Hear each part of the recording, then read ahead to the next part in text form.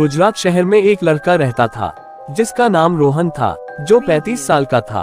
उसने सोचा कि मैं अपने परिवार के साथ पिकनिक के लिए देहरादून जाऊं, जहां उसने 6-7 दिन अपने परिवार के साथ बिताए।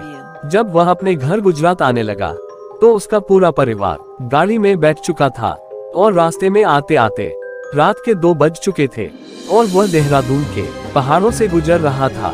तब सड़क एकदम सुनसान पड़ी थी और पूरी सड़क पर सन्नाटा छाया हुआ था।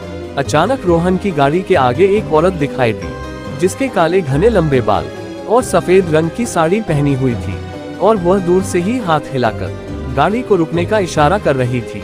औरत को देखकर उसकी माँ ने कहा, बेटा गाड़ी मत रोको, पता नहीं ये कैसी औरत होगी जो रात के समय सड़क पर घूम रही है, क्या पता ये कोई लुटेरन हो या फिर कोई बुरा साया।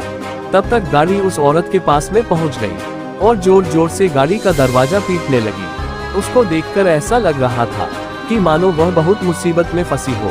रोहन की माँ ने बोला, गाड़ी का दरवाजा मत खोलो, लेकिन रोहन ने बोला कि ये औरत किसी बड़े घर की और शरीफ दिख रही है और लगातार रोए जा रही है, एक बार इससे बात कर लेता हूँ। और उसने गाड़ी का दरवाजा खोलकर पूछा, क्या बात है और आपको कहाँ तक जाना है, आप क्यों रो रही हो? तब औरत ने बोला कि मेरी गाड़ी खाई के नीचे गिर गई है और उसमें पीछे वाली सीट पर मेरी छोटी बेटी फंस गई है, कृपया आप मेरी मदद करो। इतना सुनकर रोहन खाई की तरफ दौड़ा और उसके पीछे उसका पूरा परिवार भी दौड़ा।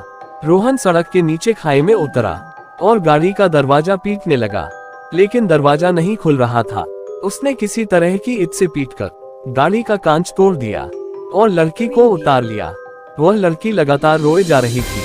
रोहन ने बोला, बेटा तुम्हारी मम्मी पीछे ही खड़ी है, अपनी मम्मी के पास जाओ। तब भी वह लड़की मम्मी मम्मी बोले जा रही थी। फिर रोहन ने उसको अपनी गोदी में उठा लिया और ऊपर आने लगा। तभी उसकी निगाह गाड़ी के आगे वाली सीट पर गई। शीशे के अंदर कुछ धुंधला धुंधला सा दिख रहा था। रोहन ने वह भी कांच तोड़ा तो देखा, आगे वाली सीट पर एक औरत बैठी हुई थी जिसका माथा फूट गया था, खून बहुत सारा निकल रहा था और वह मर चुकी थी।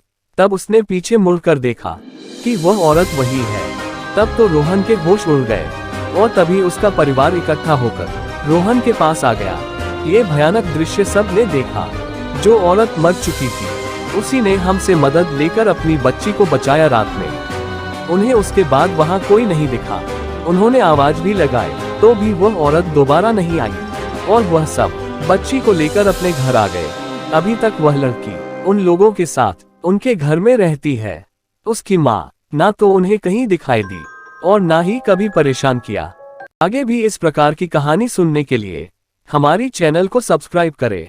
वीडियो पसंद आई हो तो लाइक करें और अपने YouTube पर हमारी वीडियो सबसे पहले देखने के लिए बेल आइकॉन को प्रेस करें और अपने दोस्तों भाइयों को शेयर करें।